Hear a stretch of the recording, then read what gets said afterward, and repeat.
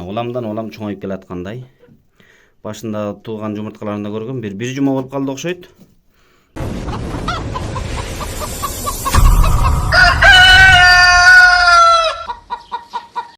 Assalamu alaikum, урматтуу бир туугандар, урматтуу тоок багуучулар, кандайсыздар? Ден соолуктарыңыздар, иштериңиздер жакшыбы? Көптөн бери кабарлашпай кеттик. Тилекке каршы жайлата чындыгында убакыттагы мүмкүнчүлүк дагы болгон жок. Андыктан акыркы 3,5 айдын ичинде кандай жаңылыктар болду, кандай өзгөрүүлөр болду, ошолор тууралуу бир аз сүйлөп берүүгө аракет кылайын. Андыктан бүгүнкү видео бир аз узагыраак болуп калышы дагы мүмкүн. Бул сиздер көрүп турган Легорн породасындагы тооктор. Буларды акыркы жолу алып келгенден кийин ошо бир видео же ашып барса 2 видео чыгардым, ошондон кийин токтогонбуз. Легорн породасы 4,5 айдан кийин жумурткага кирет, тууп баштайт дегени чындык экен. Бирөөсү же экөөсү тууп жатат окшойт. Азыр жумурткасына көргөзүүгө аракет кылам. Бирок мына ушунусу деп турам.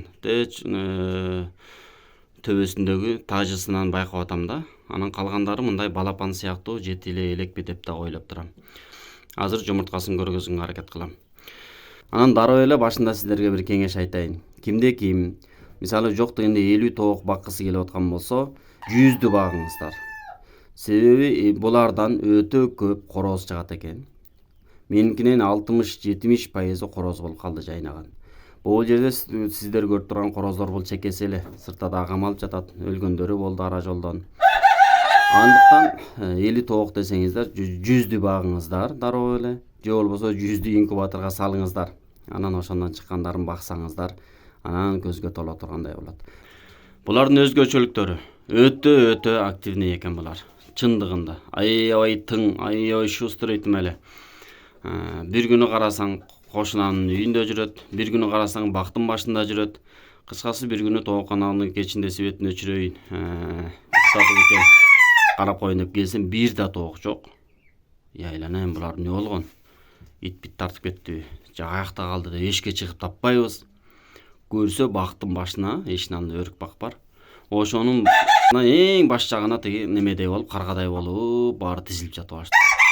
Мурдатан жоош тоокторду багып жүргөнгө булардын анча-мынча шустрыйлана чындыгында көнө албай жатат окшойм десем да болот. Ким арыктагысы келип аткан болсо, ошону эшикке чыгарсын дагы кубалап кармаганга аракет кылып койсун. Буларды кубалап кармаганча, андан көрө тоого барып кыргоол менен кээкилик кармаганыңыз ошол оңоюраак болчу да. Андыктан тоок, как тоок, эконом жагы бар экен, чындыгында эрте жумурткага кирет экен, жумуртка тууп башташты. Бирок тилекке каршы мен ойлогондой количествода чыкпай калгандыктан инкубаторго дагы 100дү алып келип салганмын. Аны дагы көргөзүүгө аракет кылам. Азыр жумурткасын көргөзөйүн сиздерге. Жумурткасы мынакей. Бирөөсү эле тууп атат. Мына. Бөдөнөнүкүнөн бир аз чоңураак. Бирок аябай кичинекей, мына аз бул жерге бышкан. Беркинде үйдүн жумурткасынан ыргытып койгонмун. Ошого салыштырмалуу. Кичинекей. Эми кичинекей болсо дагы Кудайга шүгүр. Мына уламдан улам чоңоюп келаткандай. Башында туулган жумурткаларында көргөм бир жума болуп калды окшойт. Бир аптадай тууп атканына. Анан ушуга да шүгүр. Бирок азырынча эми жакшы жетилүү элек болуш керек. Андыктан таштап кое берейин. Эми бул жактагы брамалар каякта десеңиздер, ал брамалардын баардыгын сатып жибердим. Жумгалдык бир эжеге. Ордуна Румыниянын линиясынан экен, таза кандуу, жакшы брамаларды алып келдим. Эми эл менен иштешип аткандан кийин эң жогорку сапаттагыларын сунуштайын деген ой менен алып келдим.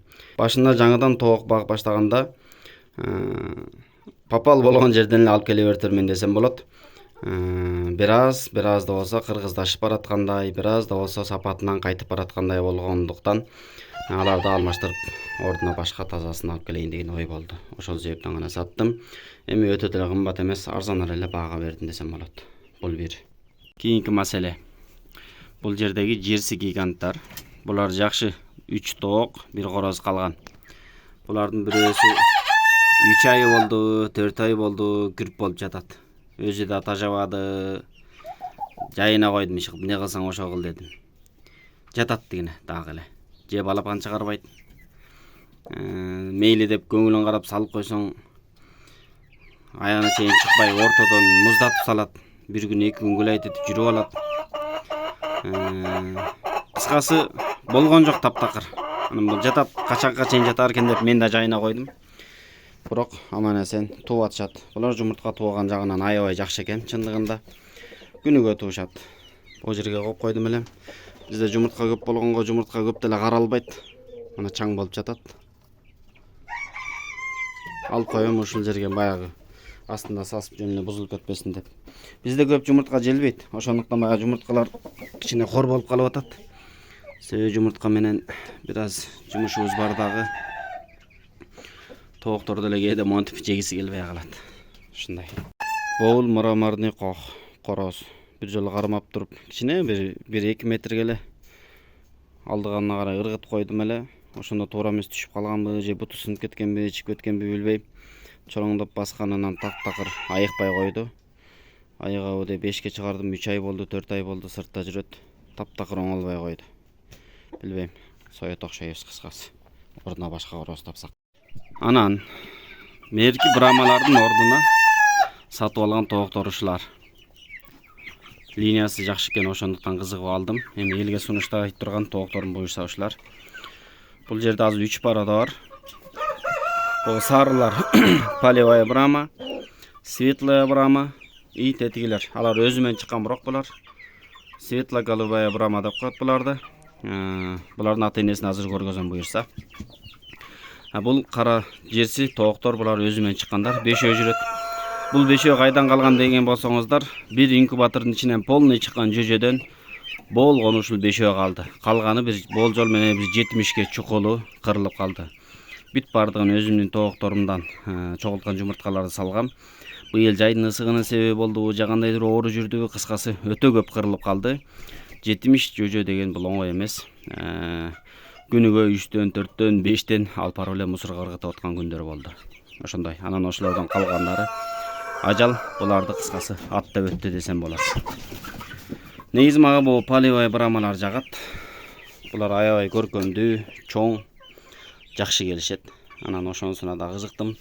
Булар болсо светлая брама, өзүмдүн фирменный десем болот. Башында ушул тооктор менен баштагам, андыктан булар эми буюрса Алла канча өмүр берсе, ошончо бакканга мүмкүнчүлүк болушунча бакканга аракет кылабыз бул тоокторду. Линиясы жакшы болгондуктан мына караңыздар. Сыртынан эле байкасаңыздар болот.